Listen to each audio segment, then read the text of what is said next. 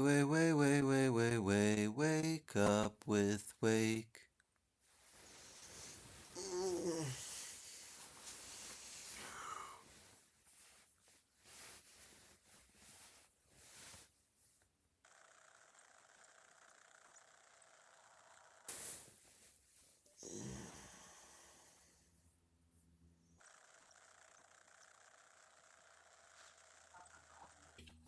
How to keep from worrying about insomnia.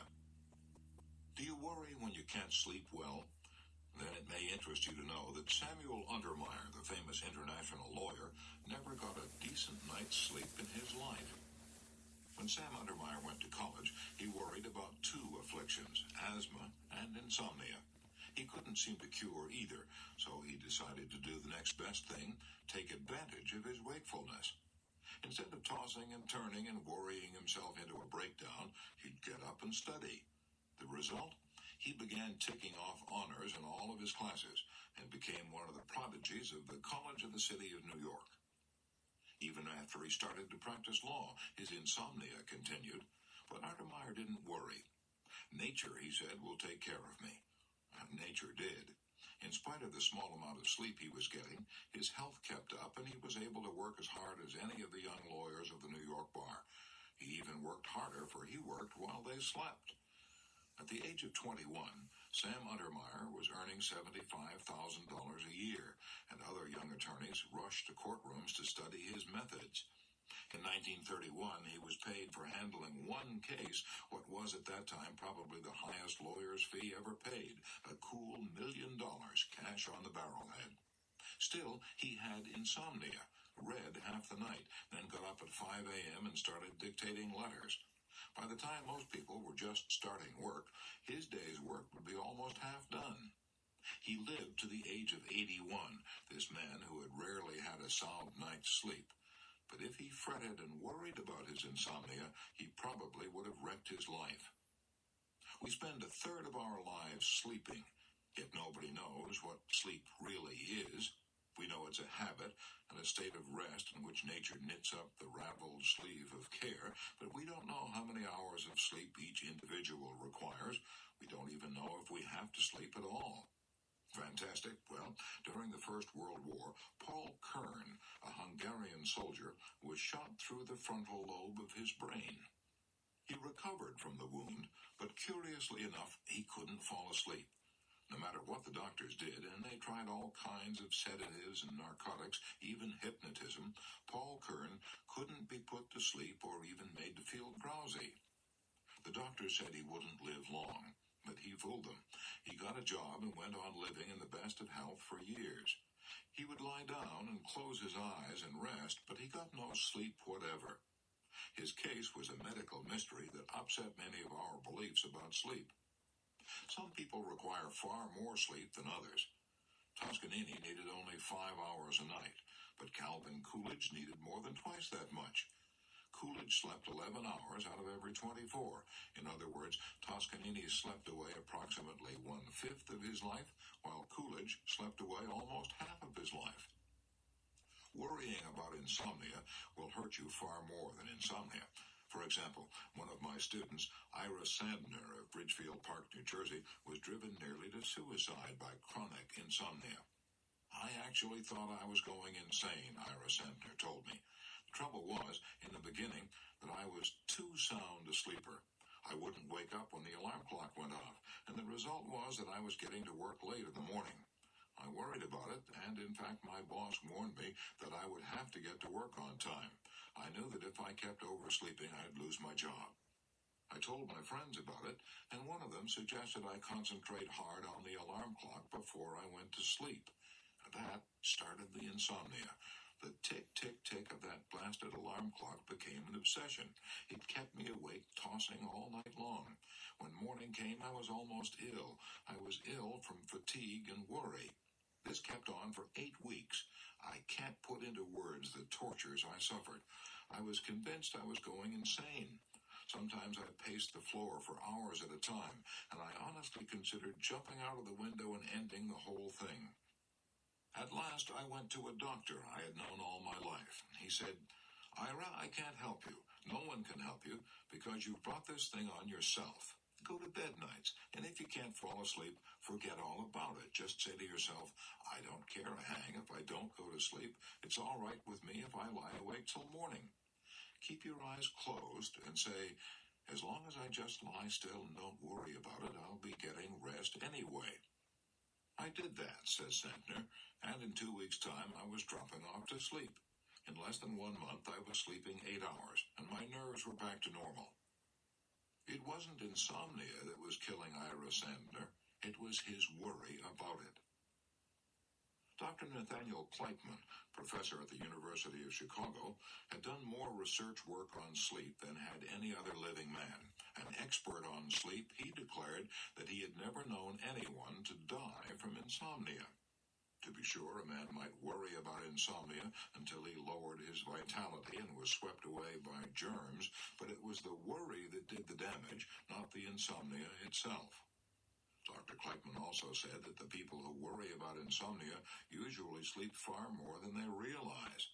The man who swears, I never slept a wink last night, may have slept for hours without knowing it. For example, one of the most profound thinkers of the 19th century, Herbert Spencer, was an old bachelor, lived in a boarding house and bored everyone with his talk about his insomnia. He even put stoppings in his ears to keep out the noise and quiet his nerves. Sometimes he took opium to induce sleep. One night, he and Professor Sayce of Oxford shared the same room at a hotel. The next morning, Spencer declared he hadn't slept a wink all night. In reality, it was Professor Sayce who hadn't slept a wink. He'd been kept awake all night by Spencer's snoring. The first requisite for a good night's sleep is a feeling of security. We need to feel that some power greater than ourselves will take care of us until morning. Dr. Thomas Hyslop of the Great West Riding Asylum stressed that point in an address before the British Medical Association. He said, one of the best sleep-producing agents which my years of practice have revealed to me is prayer. I say this purely as a medical man.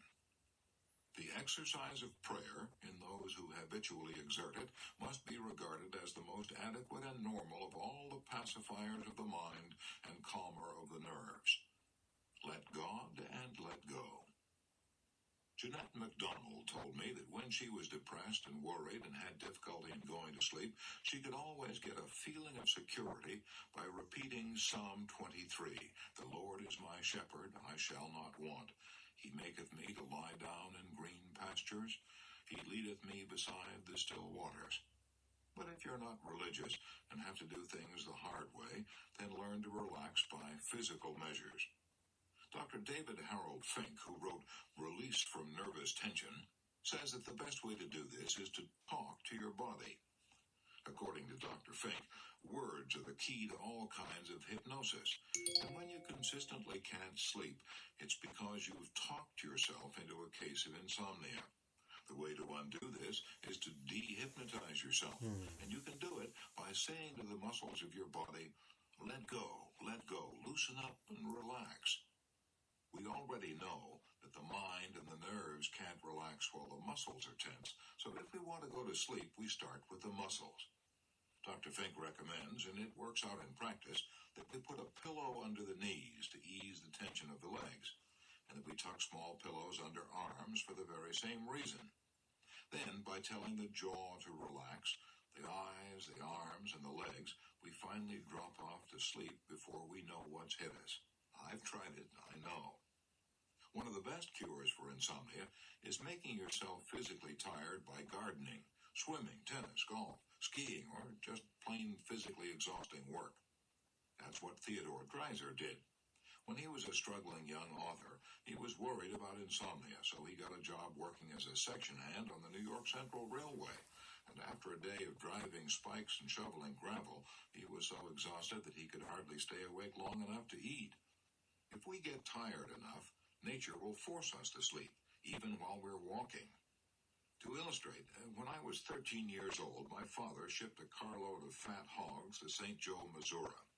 Since he got 2 free railroad passes, he took me along with him. Up until that time, I had never seen a town of more than 4,000. When I landed in St. Joe, a city of 60,000, I was so agog with excitement. I saw a skyscraper 6 stories high, and wonder of wonders, I saw a streetcar. I can close my eyes now and still see and hear that streetcar. After the most thrilling and exciting day of my life, Father and I took a train back to Ravenwood, Missouri. Arriving there at 2 o'clock in the morning, we had to walk 4 miles home to the farm. And here's the point of the story.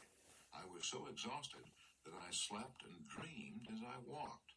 I've often slept while riding horseback, and I'm alive to tell it. When men are completely exhausted, they sleep right through the thunder and horror and danger of war. Dr. Foster Kennedy, the famous neurologist, tells me that during the retreat of the 5th British Army in 1918, he saw soldiers so exhausted that they fell on the ground where they were and fell into a sleep as sound as a coma, and they didn't even wake up when he raised their eyelids with his fingers. And he says he noticed that invariably the pupils of the eyes were rolled upward in the sockets. After that, says Dr. Kennedy, when I had trouble sleeping, I would practice rolling up my eyeballs into this position, and I found that in a few seconds I would begin to yawn and feel sleepy. It was an automatic reflex over which I had no control. No man ever committed suicide by refusing to sleep, and no one ever will. Nature would force a man to sleep in spite of all his willpower. Nature will let us go without food or water far longer than she will let us go without sleep. Speaking of suicide reminds me of a case that Dr. Henry C. Link describes in his book, The Rediscovery of Man. Dr. Link was vice president of the Psychological Corporation, and he interviewed many people who were worried and depressed. In his chapter on overcoming fears and worries, he tells about a patient who wanted to commit suicide. Dr. Link knew arguing would only make the matter worse, so he said to this man, "If you're going to commit suicide anyway, you might at least do it in a heroic fashion. Run around the block until you drop dead." He tried it, not once but several times, and each time felt better in his mind, if not in his muscles. By the third night, he'd achieved what Dr. Link intended in the first place. He was so physically tired and physically relaxed that he slept like a log. Later, he joined an athletic club and began to compete in competitive sport. Soon he was feeling so good he wanted to live forever. So, to keep from worrying about insomnia, here are 5 rules. 1. If you can't sleep, do what Samuel Untermeyer did. Get up and work or read until you do feel sleepy. 2.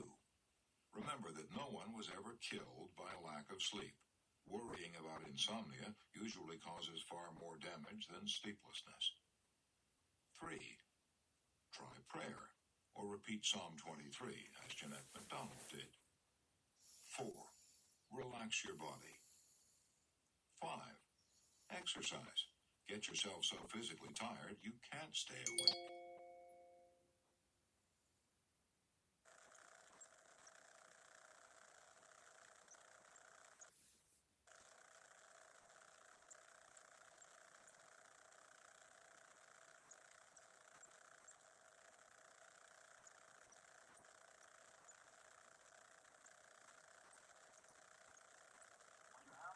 Revolution.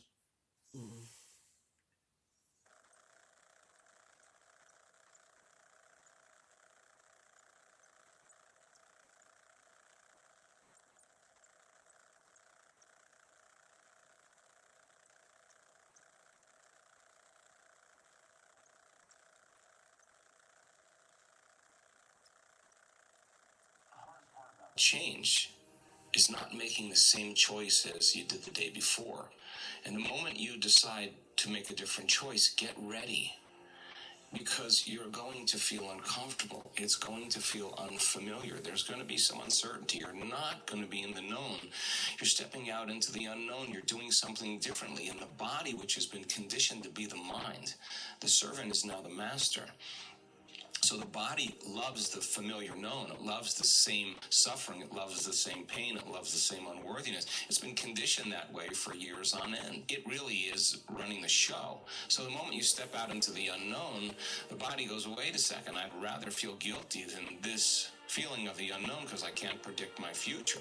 So the body starts influencing the mind, and we start to hear this chatter in our head that says, well, I can start tomorrow. Tomorrow's a better day. You really don't feel like it today. Why don't you just have one piece of cake? You're a loser. It's your parents' fault. It's your ex's fault. It's your culture's fault, whatever it is. And if we accept, believe, and surrender to that thought as if it's the truth, that's an old circuit in the brain. That thought will lead to the same choice, which will lead to the same behavior, which will create the same experience, which will produce the same feeling or emotion. The person says, well, this feels right to me. No, that feels familiar. Crossing the river of change, going from the old self to the new self, there is a neurological, a biological, a hormonal, a genetic death of the old self. Every thought produces a biochemical reaction in the brain.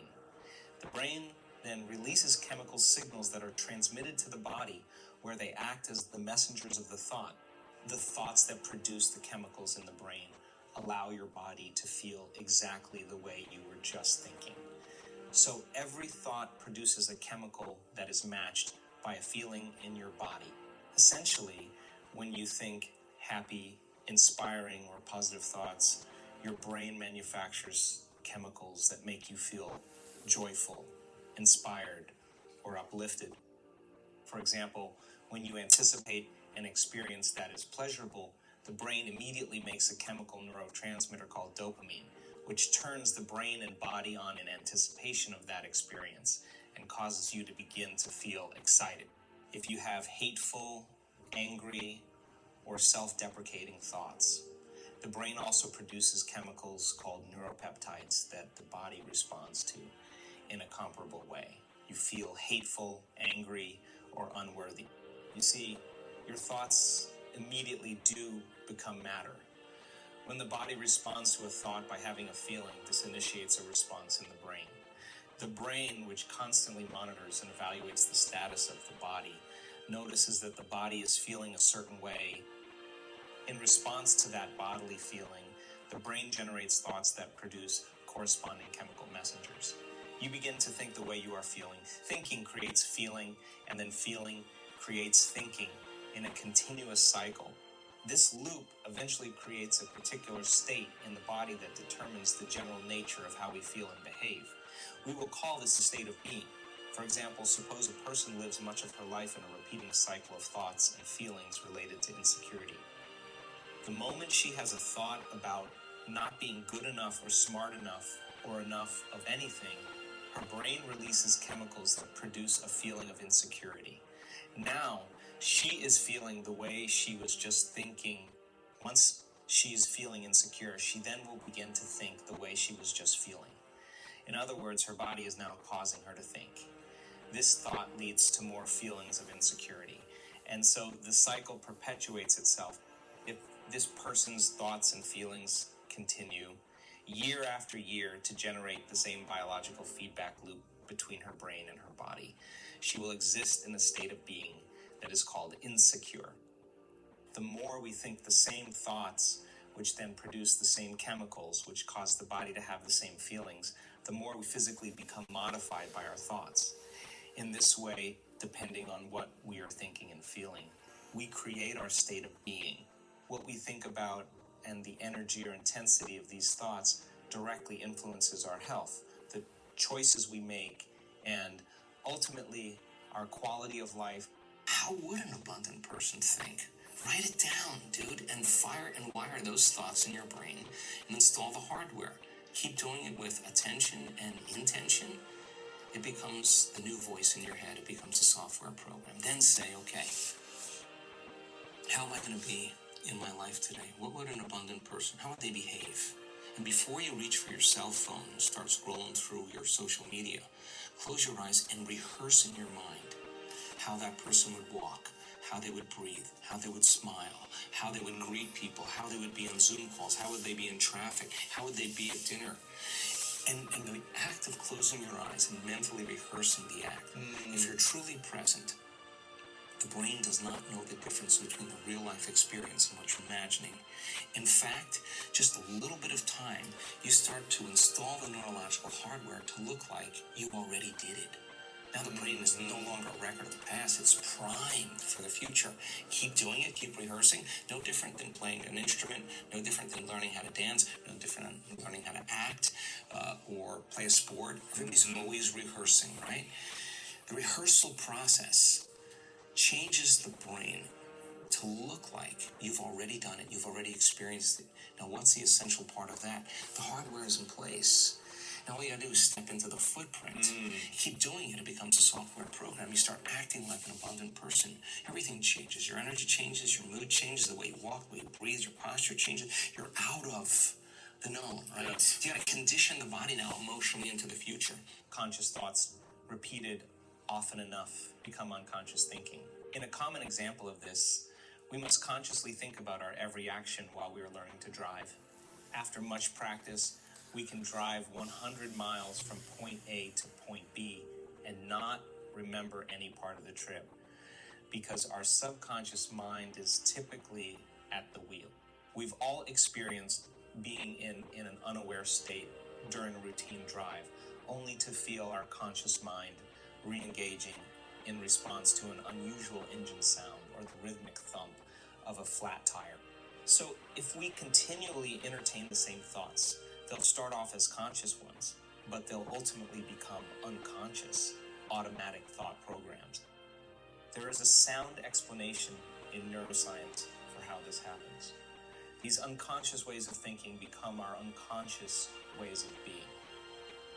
And they directly affect our lives, just as conscious thoughts do. Just as all thoughts set off biochemical reactions that lead to behavior, our repetitive, unconscious thoughts produce automatic, acquired patterns of behavior that are almost involuntary. These behavioral patterns are habits, and most surely, they become neurologically hardwired in the brain. It takes awareness and effort to break the cycle of a thinking process that has become unconscious. First, we need to step out of our routines so we can look at our lives. Through contemplation and self-reflection, we can become aware of our unconscious scripts. Then, we must observe these thoughts without responding to them so that they no longer initiate the automatic chemical responses that produce habitual behavior. Within all of us, we possess a level of self-awareness, which can observe our thinking. We must learn how to be separate from these programs, and when we do, we can willfully have dominion over them. Ultimately, we can exercise control over our thoughts. In doing so, we are neurologically breaking apart thoughts that have become hardwired in our brain. Since we know from neuroscience that thoughts produce chemical reactions in the brain, it would make sense then that our thoughts would have some effect on our physical body by changing our internal state. Not only do our thoughts matter in how we live out our life, but our thoughts become matter right within our own body. Thoughts matter. Out of their belief that thoughts are real and that the way people think directly impacts their health and their lives, these individuals saw that their own thinking processes were what had gotten them into trouble. They began to examine their life analytically. When they became inspired and diligent about changing their thinking, they were able to revitalize their health. A new attitude can become a new habit. To become abundant, we have to overcome the old personality. And that's 95% of who we are, right? Yes. So then, the side effect of the beginning of this process is a lot of discomfort. It is a lot of discomfort because you're stepping outside the known into the unknown, and now you can't predict. It's scary. No, you'd rather hold on to your lack. Pain, and suffering. You'd rather tell the story of that. At least it makes you feel something that's familiar. When you step outside and you're saying, I'm not going to complain about money any longer. I'm not going to complain about I don't have any. I'm not going to judge other people who do. I'm not going to say I can. I'm not worthy. It's never going to work. All those things got to go. I'm not going to feel lack. I'm not going to feel unworthy. I'm not going to feel separation. I'm not going to feel resentment. These are the things that are keeping my reality the same. Now it's no longer about abundance, about who you become. So the overcoming process becomes the becoming process. And so many people come to this work. They want abundance. They want healing. They want a new relationship, they want a new career, they want the mystical, but really, they want wholeness. And they want healing, they want peace, they want wholeness. Because they feel unwhole. Well, when you're in lack or in separation, you're not whole. Imagine feeling so much wholeness that's impossible to want. That's what we're working on with people. Then you can really enjoy a sunset. Then you can really enjoy a meal. Then you can really enjoy your friends. However, when people inwardly focus through serious self-reflective contemplation, when they're mentally rehearsing new possibilities of who they could become, they are capable of becoming so immersed in what they're thinking about that. At times, their attention is completely detached from their body and their environment. These seem to fade away or disappear. Even the concept of time vanishes. Not that they are thinking about time, but after such periods when they open their eyes, they expect to find that just a minute or two has elapsed, only to discover that hours have gone by.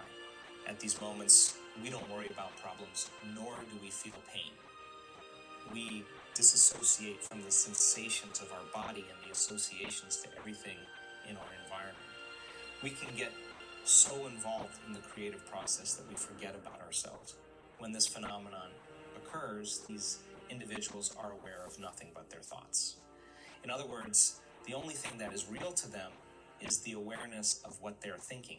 Nearly all have expressed this in similar words.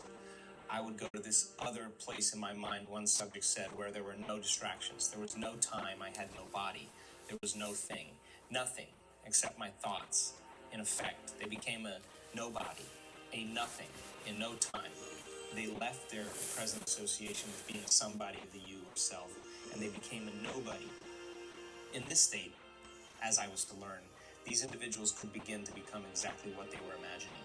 The human brain, through the frontal lobe, has the ability to lower the volume to, or even shut out, the stimuli from the body and the environment, as well as the awareness of time.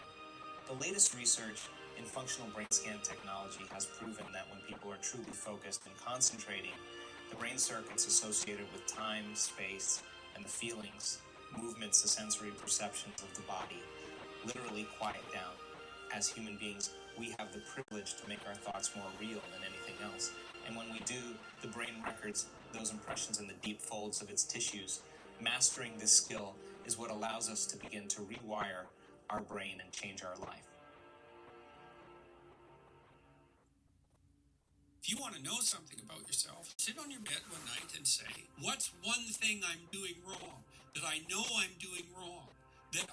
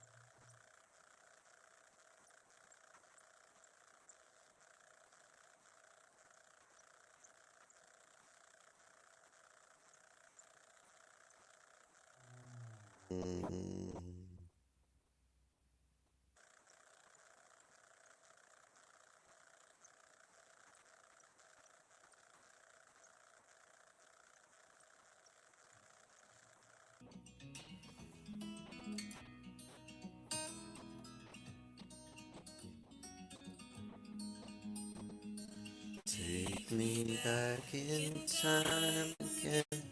Stay with me as you did then. Take me as you find me here. Take me now, feel me near. Love like I never knew before.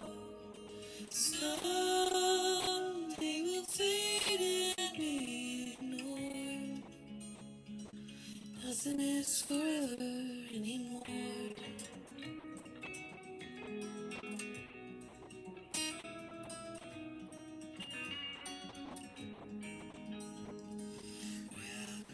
Up in quiet silence, found.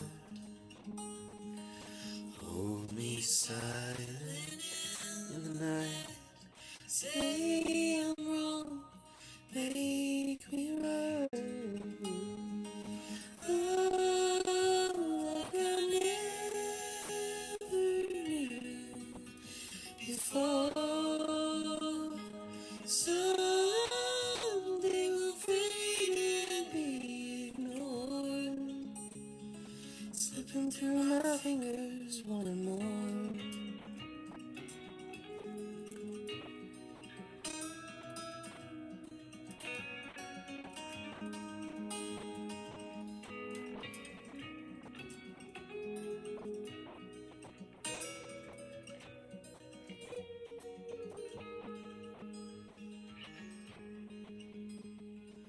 Hanging on to every word whispered as the morning stirs.